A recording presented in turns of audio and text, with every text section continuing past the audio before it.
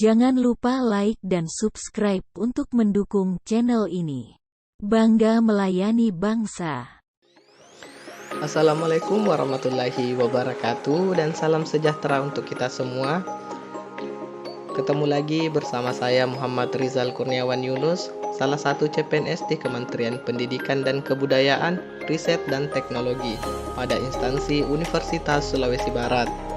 Pada saat ini saya sedang mengikuti pelatihan dasar CPNS tahun 2022 yang diselenggarakan oleh Lembaga Administrasi Negara bekerjasama dengan BPSDM Provinsi Sulawesi Barat. Baik, pada kesempatan kali ini saya akan sedikit berbagi cerita atau berbagi ilmu yang saya dapatkan mengenai salah satu core value berakhlak, yaitu pada bagian adaptif. Dan semoga sedikit ilmu yang saya miliki ini dapat bermanfaat bagi teman-teman, terlebih lagi bagi saya pribadi. Baik teman-teman, selamat menyaksikan. Baik teman-teman, pertanyaan pertama sebagai pembuka video kita ini adalah mengapa kita harus adaptif? Jadi teman-teman, terdapat alasan mengapa nilai-nilai adaptif perlu diaktualisasikan dalam pelaksanaan tugas-tugas jabatan di sektor publik. Seperti diantaranya adalah adanya perubahan lingkungan strategis, kompetisi yang terjadi antar instansi pemerintahan, perubahan iklim, serta perkembangan teknologi dan lain sebagainya. Jadi teman-teman, lingkungan strategis di tingkat global, regional, maupun nasional yang kompleks dan terus berubah-ubah adalah tantangan yang tidak mudah bagi praktek-praktek administrasi publik, proses-proses kebijakan publik, dan penyelenggaraan pemerintahan ke depannya. Dalam kondisi ini di mana perubahan adalah sesuatu yang konstan, dengan nilai sosial ekonomi masyarakat yang terus bergerak, disertai dengan literasi publik yang terus meningkat, maka cara sektor publik dalam menyelenggarakan fungsinya juga memerlukan kemampuan adaptasi yang memadai. Selain itu juga situasi dunia saat ini dengan cirinya yang sering disebut sebagai VUCA world, di mana VUCA itu terdiri dari volatility sebagai F-nya, yaitu penuh gejolak, kemudian U adalah uncertainty yang artinya penuh ketidakpastian, kemudian pada bagian C-nya itu complexity, di mana saling mempengaruhi dan saling berkaitan atau kompleks, serta yang terakhir adalah ambiguity, yaitu ambiguitas. Nah, jika dibahas satu persatu, volatility yaitu dunia berubah dengan cepat dan bergejolak serta tidak stabil dan tidak terduga. Jadi tidak ada yang dapat memprediksi bahwa misalnya pada tahun 2020 akan menjadi tahun paling buruk bagi hampir semua sektor di dunia. Kemudian yang kedua adalah uncertainty, yaitu misalnya masa depan yang penuh dengan ketidakpastian. Sejarah dan pengalaman masa lalu tidak lagi relevan memprediksi probabilitas dan sesuatu yang akan terjadi. Kemudian complexity, di mana dunia modern lebih kompleks dari sebelumnya. Masalah dan akibat lebih berlapis, berjalin berkelindan, dan saling mempengaruhi. Situasi eksternal yang dihadapi para pemimpin pun semakin rumit. Kemudian yang terakhir adalah ambiguity. Lingkungan semakin membingungkan, tidak jelas dan sulit dipahami.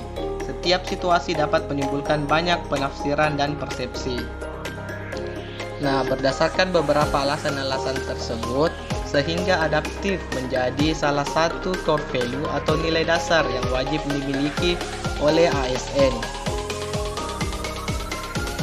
Setelah kita mengetahui mengapa kita harus adaptif, maka sebenarnya apa itu adaptif?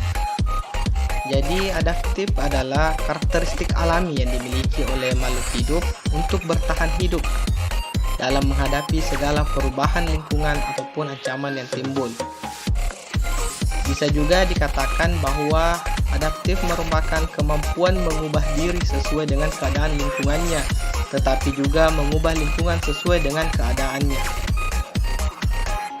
Selain itu, jika berdasarkan pada kamus KBBI, diuraikan bahwa definisi adaptif itu adalah mudah menyesuaikan diri dengan keadaan.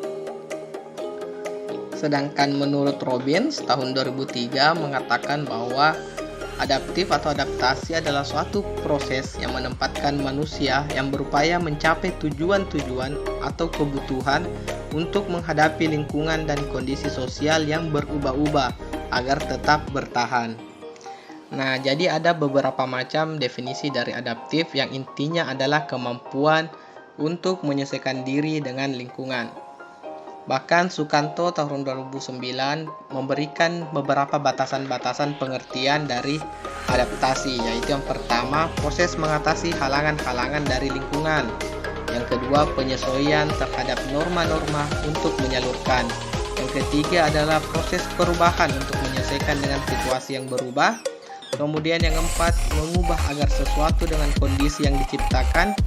Yang kelima, memanfaatkan sumber-sumber yang terbatas untuk kepentingan lingkungan dan sistem. Dan yang keenam, penyesuaian budaya dan aspek lainnya sebagai hasil seleksi alamiah.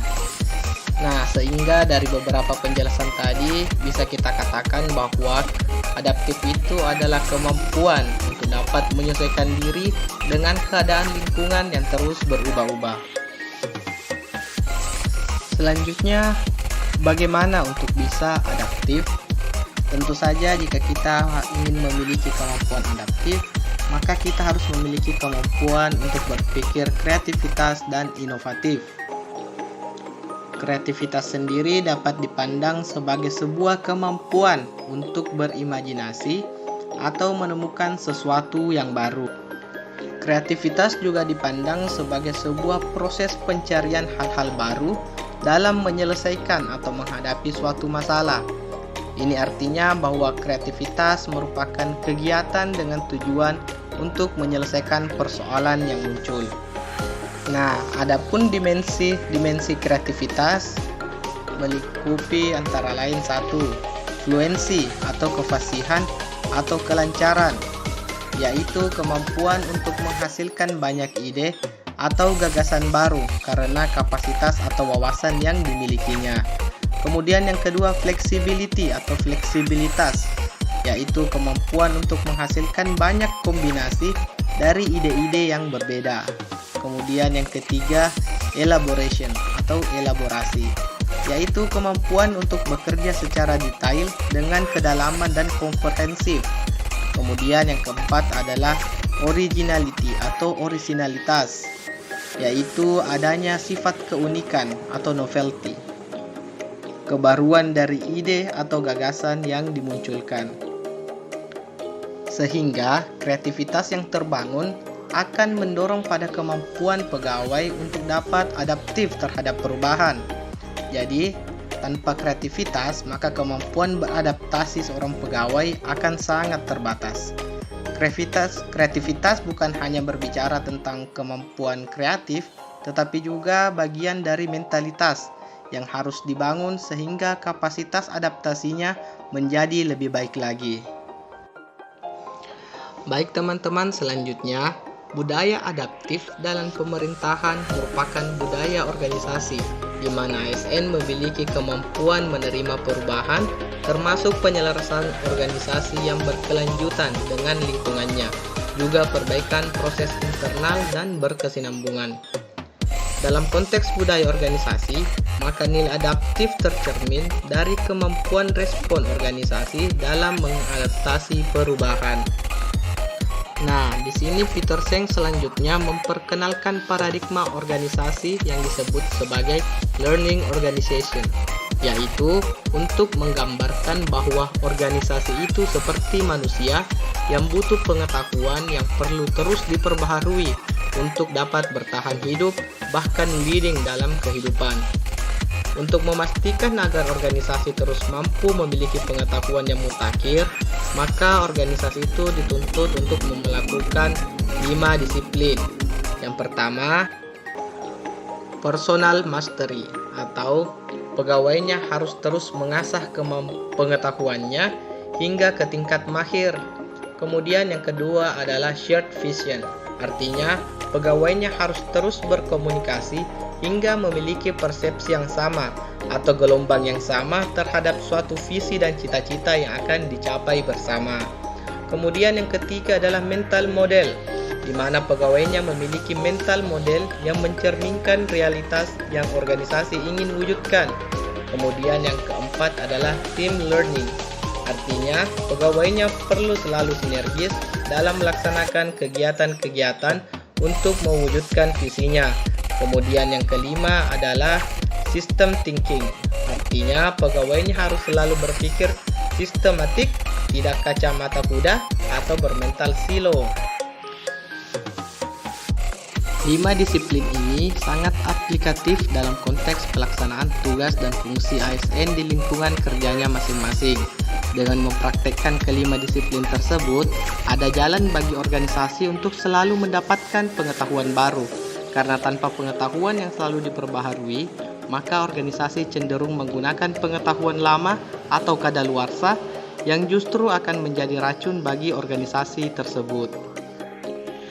Nah, selanjutnya teman-teman, salah satu praktik perilaku adaptif adalah dalam hal menyikapi lingkungan yang bercirikan ancaman VUCA tadi, yang menjadi salah satu alasan mengapa kita harus memiliki kemampuan adaptif. Sehingga di sini Johansen mengusulkan bahwa kerangka kerja yang dapat digunakan untuk menanggapi VUCA tersebut adalah dengan VUCA Prime, di mana VUCA melawan VUCA, yaitu yang pertama adalah vision, yang kedua adalah understanding, yang ketiga adalah clarity, yang keempat adalah agility. Yang pertama, lawan volatility dengan vision, di mana terima dan rangkul perubahan sebagai bagian dari lingkungan kerja. Karena perubahan merupakan suatu keniscayaan. Oleh karena itu, perubahan tidak untuk dilawan, tetapi perlu untuk diterima atau dirangkul agar menjunjung kinerja organisasi. Sehingga untuk melawan volatility ini, pastikan untuk menetapkan tujuan yang fleksibel yang dapat diubah setiap saat bila diperlukan. Hal ini akan membantu kita dalam navigasi situasi yang tidak menentu.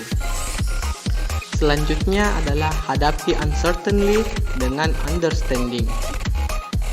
Di sini dapat dilakukan dengan berhenti sejenak untuk mendengarkan dan melihat di sekeliling kita. Hal ini akan membantu kita untuk memahami dan mengembangkan cara berpikir dan bertindak yang baru sebagai respon terhadap ancaman ketidakpastian. Sehingga kemampuan untuk memahami sesuatu menjadi salah satu kunci untuk menghadapi ketidakpastian. Selanjutnya, hadapi complexity dengan clarity, di mana berkomunikasi secara jelas dalam situasi yang kompleks akan membantu kita untuk memahami arah tim dan organisasi, sehingga berkomunikasi secara jelas senada dengan berkomunikasi secara efektif.